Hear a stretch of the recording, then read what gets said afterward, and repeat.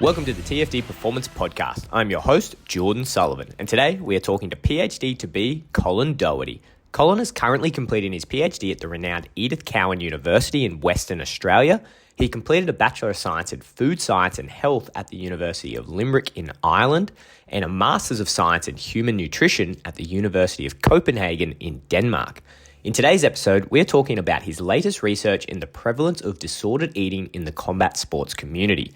This paper brings to light some very serious issues within combat sports, and this is a discussion that every athlete, coach, and whoever is involved in the sport should listen to. Let's get to it. All right, welcome back to another episode of the TFD Performance Podcast, joined again by Dr. to be Colin Doherty.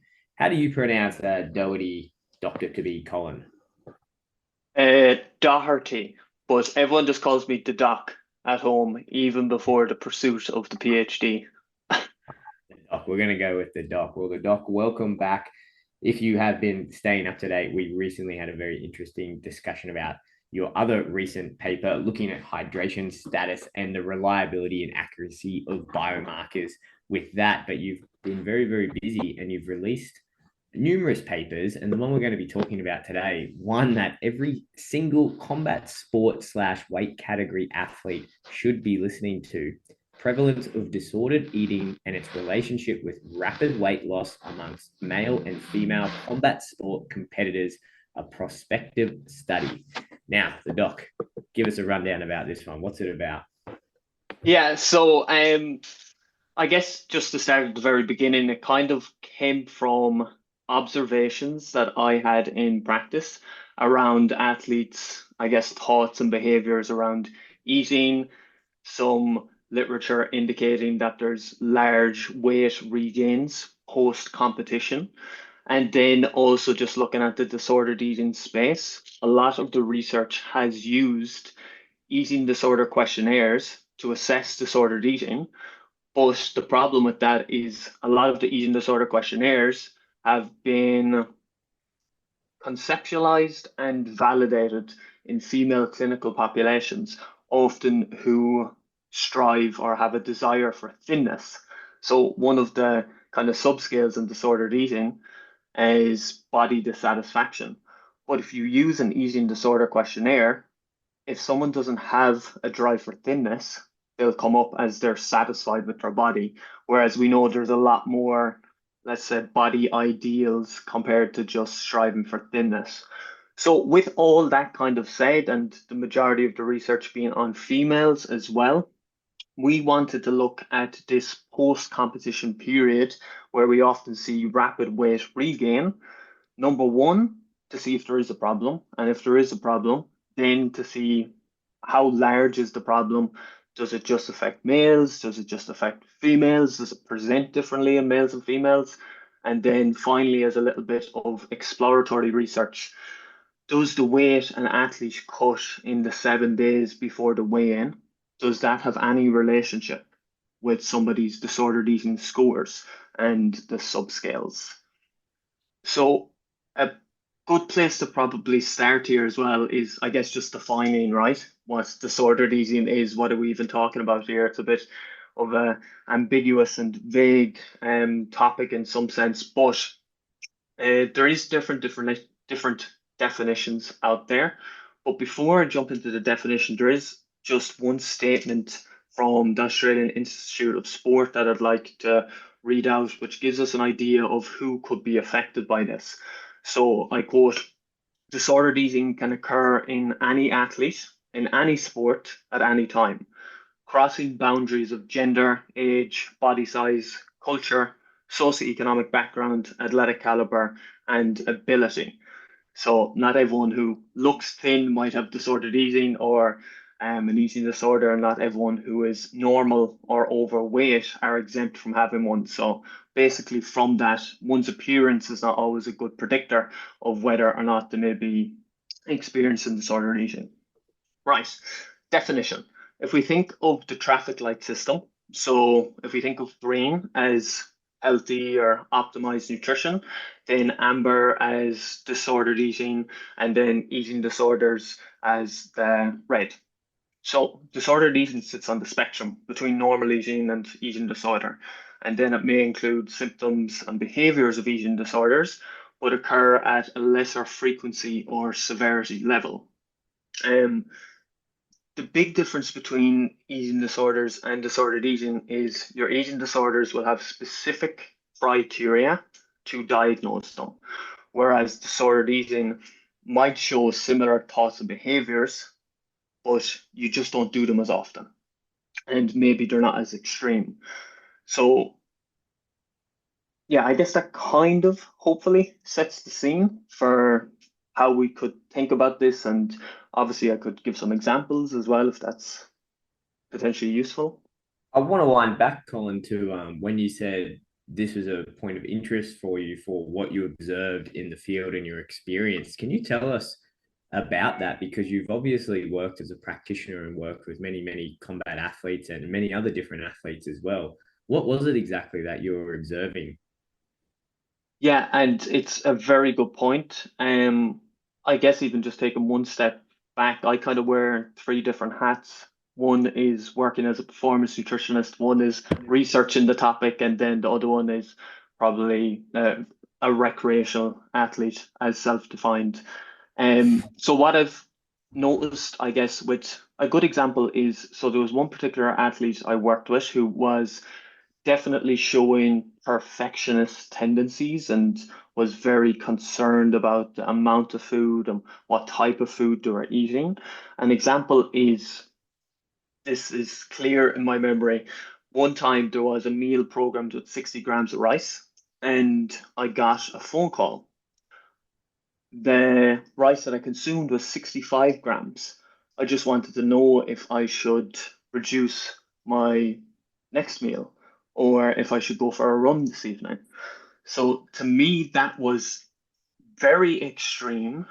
Number two, obviously poor nutritional literacy, understanding of calories, macronutrients, all that stuff.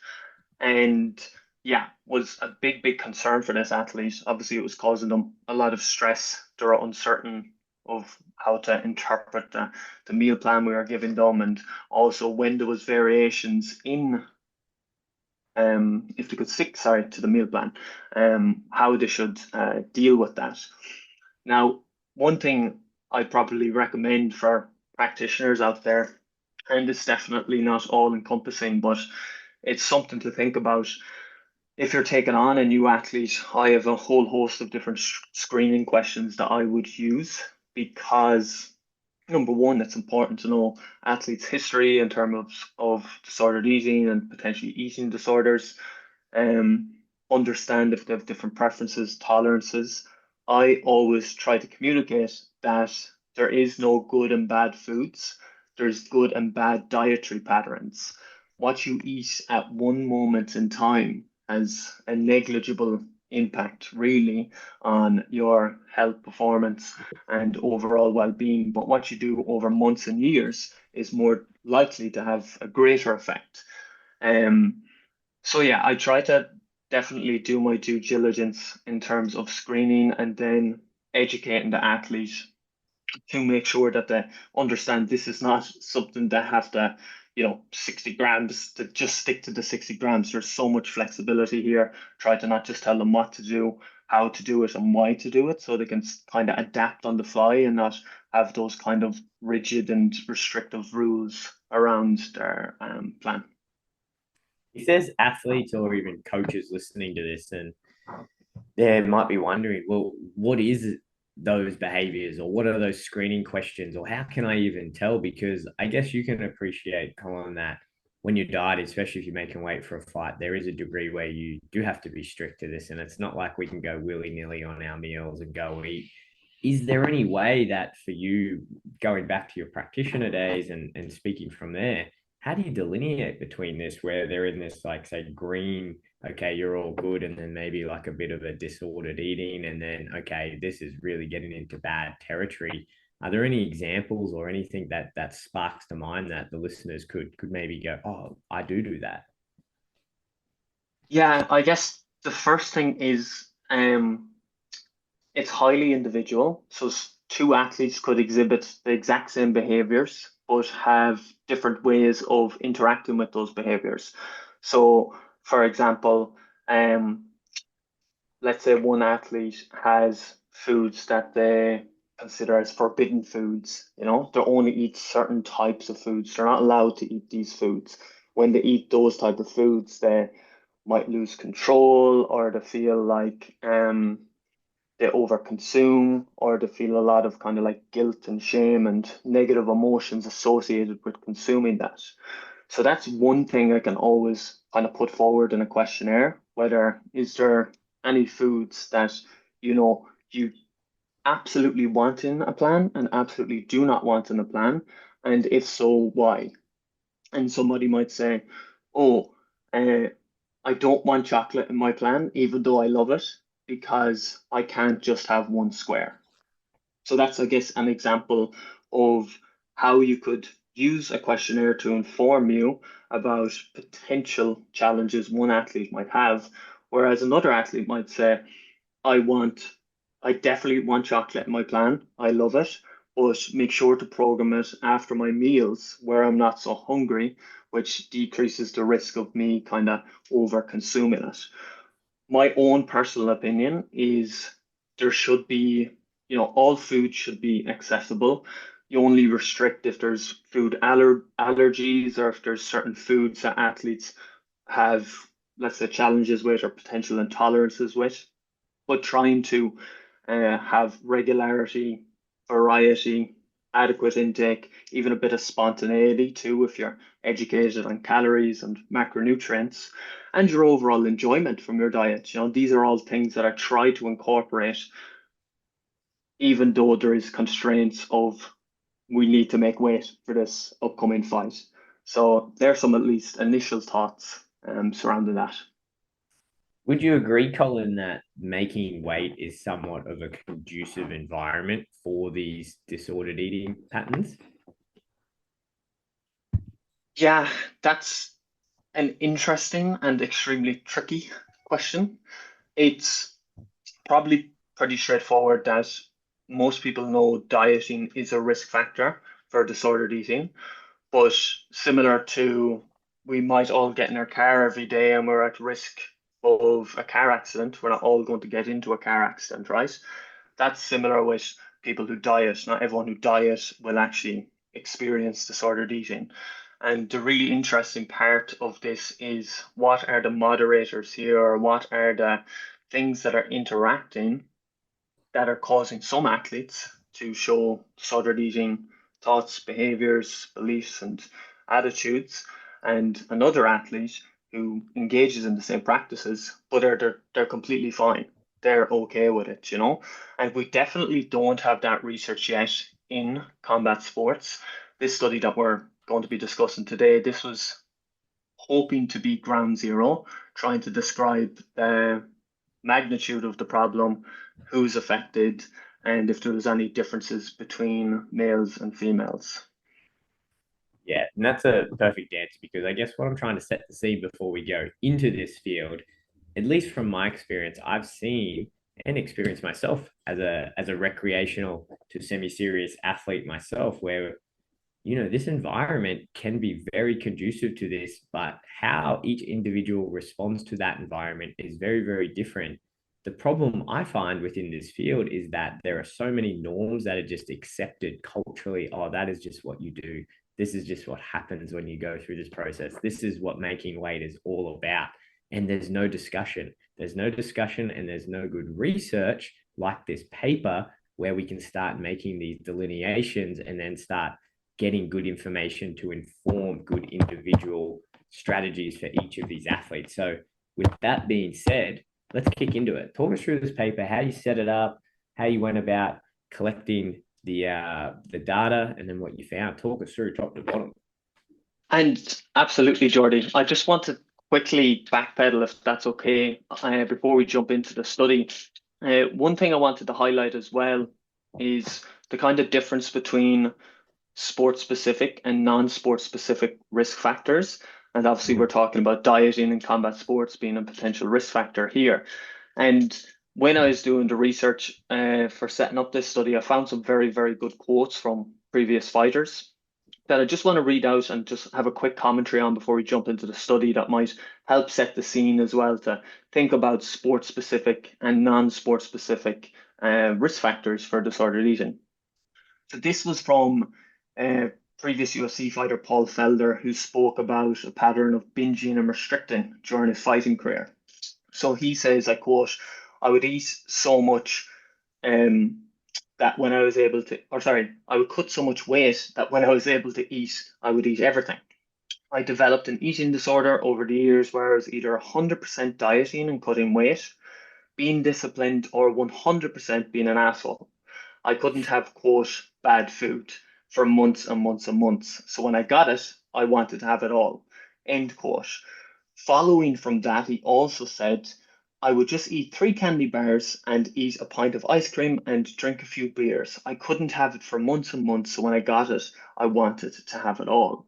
I think that speaks to potentially the rigid and restrictive dieting leading up to fight week, and then this associated rebound effect where I couldn't have it for this amount of time. I really want it now where there's no sport specific pressure to make weight.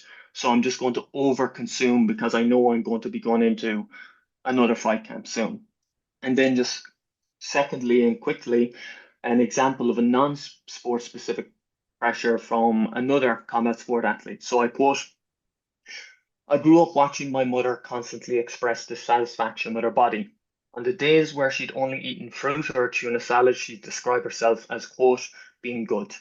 Later, she complained over how much she binged, how much weight she gained, and how she really had to stop this time. Every vacation or special occasion was, and still is, preceded by a period of weight loss. It was a cycle of shame, which I inevitably emulated. Neither of us had the tools or resources to know any better at the time. Fighting didn't cause my poor relationship with food, but it certainly exacerbated it. So that kind of speaks to, um, even somebody's environment growing up, what they idolize, maybe potentially what their parents did, and yeah, what they were exposed to. This can also be non-sport specific risk factors affecting somebody's risk of disordered eating. Anyhow, I digress. So the actual study, what we did was we used a questionnaire called the Athletic Disordered Eating Questionnaire. This was conceptualized, developed, and validated in current and former athletes, which is a big distinguishing factor from previous tools used to assess disordered eating. It was also validated in males and females. Typically, a lot of the previous tools has been validated in female populations. So it uses that biopsychosocial model, giving context to what disordered eating is and isn't with its conceptualization. So we had 3 key objectives. First objective was, what is the prevalence of disordered eating in male and female combat sport athletes 7 days after their competition? Second objective was, what is the change in the change scores, in the disordered eating change scores, excuse me, from 7 to 28 days post-competition. The premise of this was, oh, maybe they're artificially elevated at 7 days because athletes have just finished a fight and they might be engaging in planned time off or other things that could potentially increase disordered eating scores. So we wanted to see if it continued up to 28 days. Then the third objective was to explore the potential relationship between rapid weight loss, the 7 days before the weigh-in, and disordered eating scores and their subscales. So for the first objective, we sent the athletes the disordered eating questionnaire, which had 17 items with 5 response options. So 17 questions with 5 response options. The response options range from never to always, and they give us a cumulative score that indicates disordered eating severity.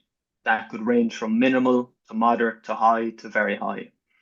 Now, before I jump into the exact results for that first objective, I just want to also break down that the disordered eating score itself is broken into 4 different categories or subscales. So you have food and energy control, which relates to rules, obsessions, and restrictions about one's food and energy. An example of a question there might be, I find spontaneous eating decisions challenging, or I carefully plan and think about what I eat, where your response could be never, all the way up to always. Your second subscale is binging. So this looks at the thoughts and behaviors related to binge eating that cause guilt, shame, discomfort, or negative emotions. And an example question there is, once I start eating, I find it hard to stop. Again, your response being never up to always. The third subscale is body control. This measures how an individual monitors their body through behaviors or preoccupying thoughts. And an example question for this one is, I will do extra exercise to influence my body or shape. Finally, the last subscale is body discontent, and that evaluates dissatisfaction with one's body shape, weight, or composition. So it's not tied to a specific ideal such as thinness or leanness or muscularity, but it's around the perceptions that the individual is not meeting their personal expectations or standards. And an example question for that is, my performance or mood is influenced by how I feel about my body. Or I compare my body to other athletes or my former self. Again, response options being from never to always. So with all of that set up, that questionnaire was answered at 7 days post-competition and 28 days post-competition. For our first objective, what is the prevalence? We found 89% of females and 83% of males were in the moderate to very high disordered eating categories at 7 days post-competition. 57, yeah, it's high. 57% of females fell into the high and very high categories, whereas it was 48% for males, so roughly 1 and 2. And the developer of the scale recommended those in the high and very high categories should seek disordered eating and eating disorder support and potentially clinical assessment as well, because this tool that we're using is, of course, a screening tool. It's not diagnostic. I can go into a little bit more detail with the subscales as well, Jordy, if we have the time. Is that okay with I think so. yourself? Yeah. Let's definitely go into it. Okay, so as we said, about 4 out of 5 females, 4 out of 5 males were in the moderate to very high categories. For the subscales then, at our 7 days post-competition as well, about 54% and 46% of males and females were in the high food control, and similar for binging and body control. The one subscale that differed a lot was body discontent, where 21% of females were in the high category and only 5% of males were in the high category. Now, it's also important to state there was not actually a statistically significant difference between males and females for the proportion that fell into the normal or the high category for the subscales. But this could be potentially due to some of the sample size challenges. We had only, I think it was 30 females and around 100 males, okay? So the second objective then, does the change scores, does disordered eating scores change from 7 to 28 days post-competition? 75% of females showed no difference. 92% of males showed no difference. However, there was a sex difference in the improved category. So an improvement of your overall disordered eating score from 7 to 28 days. 25% of females improved and only 3% of males improved. If we look at the subscales, then you can kind of see what contributes to the improvement, right? So no difference again in food and energy control, binging or body control, but the majority of it was coming from body discontent, where 4% of females deteriorated, where 35% of males deteriorated. and 42% of males or females improved, and 17% of males improved. So getting away from the statistics and I guess the more kind of concrete findings there, what we would say is the majority of athletes who display disordered eating concerns at 7 days post competition, for the majority of them, it persists up to 28 days. Within the female group, there is some improvement, and the majority of that improvement comes from body satisfaction. And that's kind of, I guess, the quick summary of point one and two. For our third objective, which was is there a relationship between rapid weight loss and disordered eating scores? We found no relationship between rapid weight loss and the overall disordered eating scores for either sex, but there was a positive relationship for male rapid weight loss and food control scores, meaning athletes who lost more weight in the 7 days before competition were more likely to score high on rules, restrictions, and obsessions regarding food and energy control. My kind of takeaway point from that was, irrespective of the weight lost in the last week before competition, athletes can score moderate to very high on the disordered eating scale. So the rapid weight loss doesn't have a big impact, which is somewhat intuitive as well when you think about it.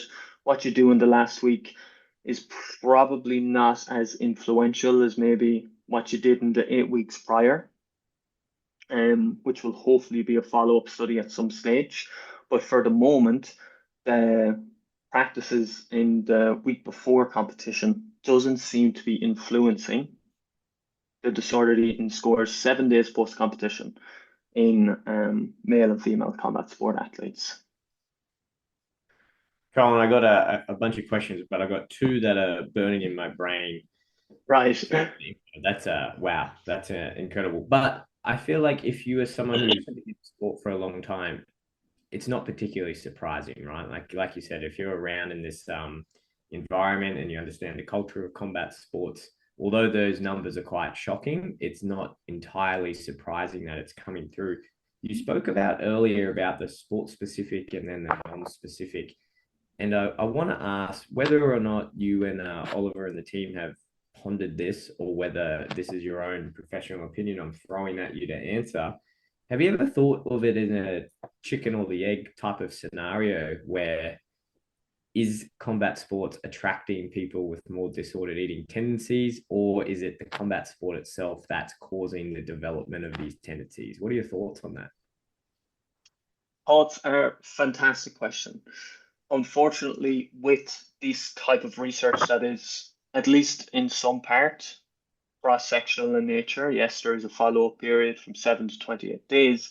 We can't really identify, whether it is the chicken or the egg. The quote that I read out earlier from the lady who was speaking about her environment at home and how she kind of seen what her mom was doing, and she internalized those comments and behaviors. And she went on to say that fighting did not cause her disordered eating, but it certainly exacerbated it. I would say there's more than likely a mixture. There will be some people who might not have any disordered eating tendencies and they go into combat sports, and potentially the culture of combat sports that sometimes glorifies and celebrates weight loss despite how that weight loss or despite how the athlete actually lost that weight, right? A lot of people see the end outcome, but they might not see the cost associated with it, especially if it's unsupervised and they're maybe left to what they can find on social media or what they can find online. So that's one example. There'd be another example of people who have a history of eating disorders and disordered eating. One thing that comes to mind is I used to work when I lived in Copenhagen with a Muay Thai athlete who suffered from anorexia nervosa when she was younger. She had been cleared by her general practitioner and medical doctor that she was able to return to sport. She was without an eating disorder for 4 years before she came to work with us. But she said 2 years prior, she was working with another practitioner who didn't want to hear about it, didn't care that, oh, well, you're over it now, don't worry, this type of conversation.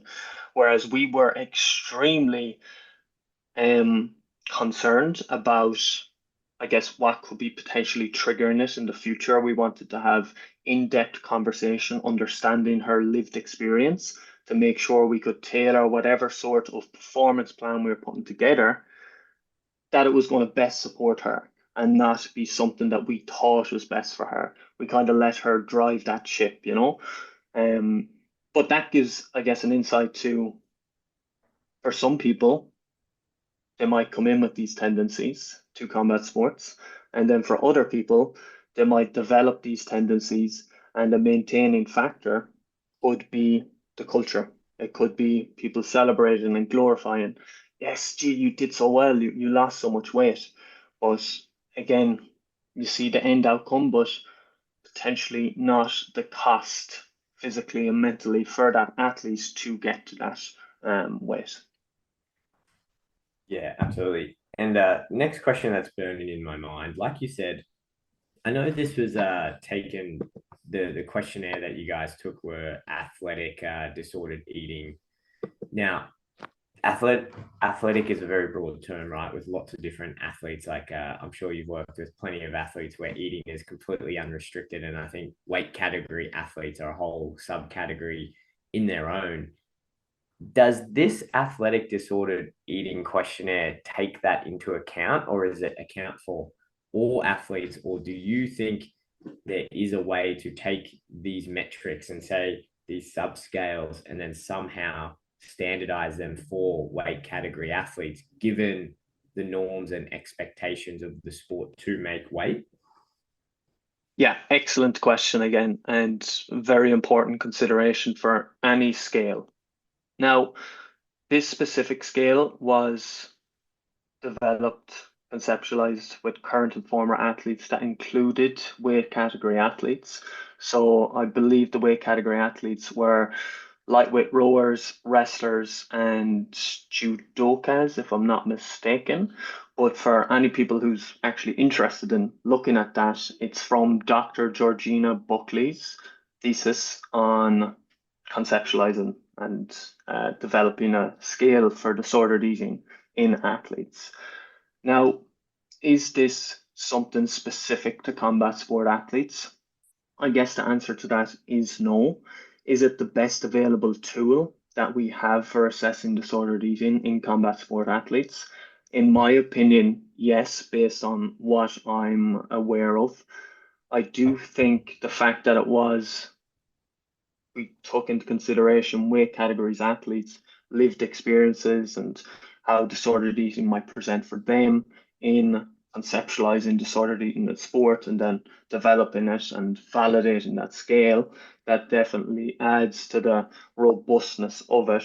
But if you really wanted to get specific and dialed in, you would have to do it just in mixed martial arts, Muay Thai, and boxing, which are the athletes who responded to the questionnaire in this study.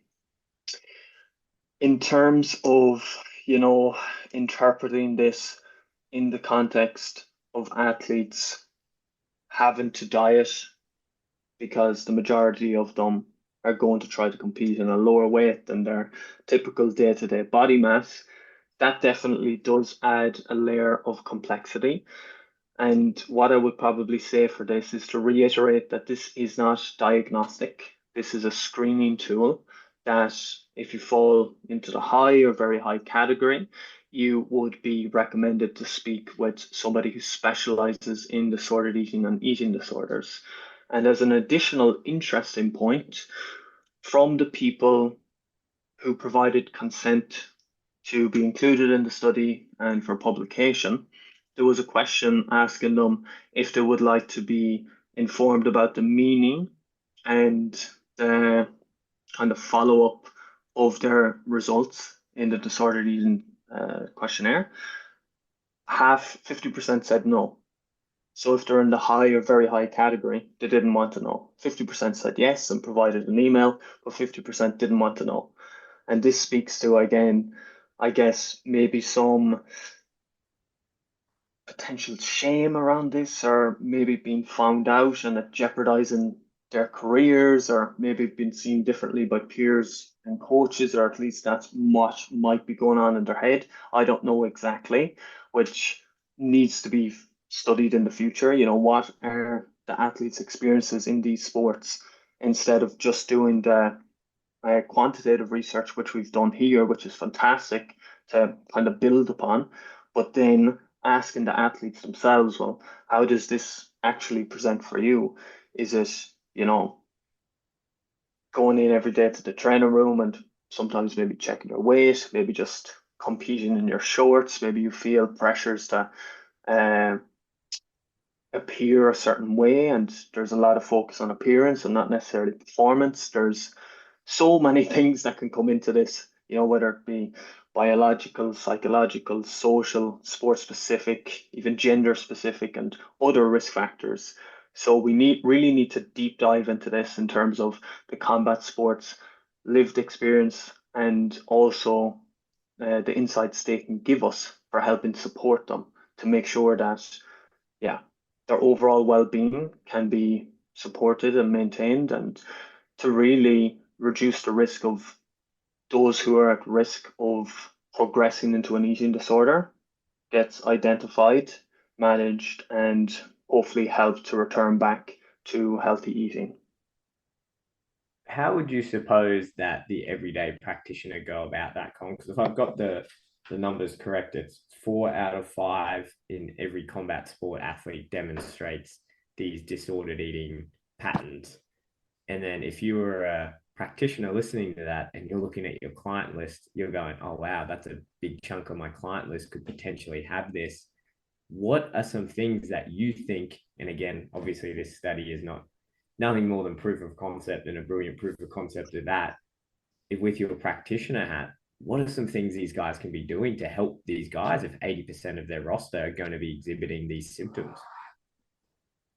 Yeah, it's definitely a challenge. I think acknowledging that each individual could present with unique thoughts, behaviors, beliefs, and attitudes around food and their body image. I guess to a lesser extent, their body dissatisfaction, since we've seen in our study the majority of the influence for high disordered eating scores was coming from food and energy control.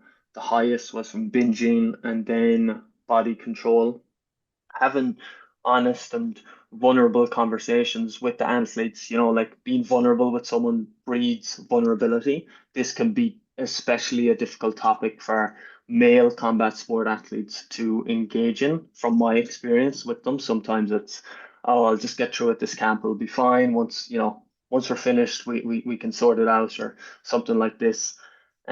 Which often is not the case. It's just a perception or perceptual cycle of restricting and binging and restricting and binging. But to come back to your question in terms of what can practitioners do, I think it depends on the root cause for each individual, or the root causes. With that said, and not to be flippant, I think encouraging regularity in meals, having adequate nutrition at meals, having some sort of variety. So we're not like, oh, you can't eat this food, or, we're excluding this whole food group. I think that's probably not advised unless there's some sort of medical rationale for it. A bit of spontaneity, assessing, does the athlete, could the athlete consider themselves eating like this year round and potentially for the rest of their life? If the answer to that is no, that's, for me at least, it's a big red flag. I try to design a performance plan that is as similar to out of competition as possible, with different portion sizes and obviously calories and macronutrients and all that stuff. But I want the same type of foods to be in there. They will know their dieting, of course, but I want that variety. I want that regularity. I want them to enjoy their food. They should be still able to go out at the weekend with their girlfriend or with their mates and, have a burger or have whatever it is that they want to have. And we can plan for all that. It is really having that one-to-one conversation with the athlete. And this is further compounded by the fact that, there's a lot of underreporting where some athletes themselves are actually poor at identifying these thoughts and behaviors in themselves. But yeah, I think coming back to the honest and kind of vulnerable conversation of it is very common for people to struggle with their relationship with food and in some instances the relationship with their body. With that said, we want to do our best to try to help you to have a healthy relationship with your food and with your body. What are, some potential areas that you might find challenging? What are some foods and maybe even social activities that you want to include in your plan or keep in your plan? Having these different types of conversations, I believe, will set you up for success, but will never be all encompassing, right? Because disordered eating can present as just behaviors, just cognitions, or a combination of both. Is it mainly driven by biological factors? Is it psychological factors, social factors, sport specific factors? I only have disordered eating when I go into fight camp. Maybe that is the case. I only have disordered eating when I'm out of fight camp. Maybe that is the case. It's really, really so individual that it is very, very difficult to, yeah, give a broad brush stroke of one size fits all recommendation. If I was to speak to potential athletes listening, I would say there is, if you're not, comfortable maybe speaking to a nutritionist or a medical practitioner or anything like that, there is some extremely good websites with self-help information. So one of them is from a researcher in Deakin University in Melbourne. His name is Jake Linarden. His website is called Break Binge Eating. A lot of really, really good information there, free, a lot of support and a lot of possible services. Another one is the Butterfly Foundation, which offers actually questionnaires where you can assess where you're at now in terms of disordered eating risk or even the eating disorder risks, and gives you possible support options and kind of fact sheets about, well, what this is, what does it look like presenting in different people. And then finally, the National Eating Disorder Collaboration and the Australian Institute of Sport has really good information about how this might present, what are the risk factors, what are the red flags, the importance of a multidisciplinary team, doctor, nutritionist, potentially psychiatrist, and a whole host of other information that we're not going to get into today, but how this can touch into low energy availability and then relative energy deficiency in sport, which is basically just you're not consuming enough energy to keep the lights on for your bodily processes when we subtract your energy, your exercise energy expenditure. So hopefully that is answers the question and is somewhat useful for people who may have concerns out there or people who are unsure whether they should be worried about this or whether they should get assessed. No, that is an absolutely brilliant answer, and it answered the final question that I was going to ask you. So that is brilliant. So I think that is a fantastic place to wrap this one up. So, Doctor to be Colin Doherty. I always say that wrong, but apologies. It's okay.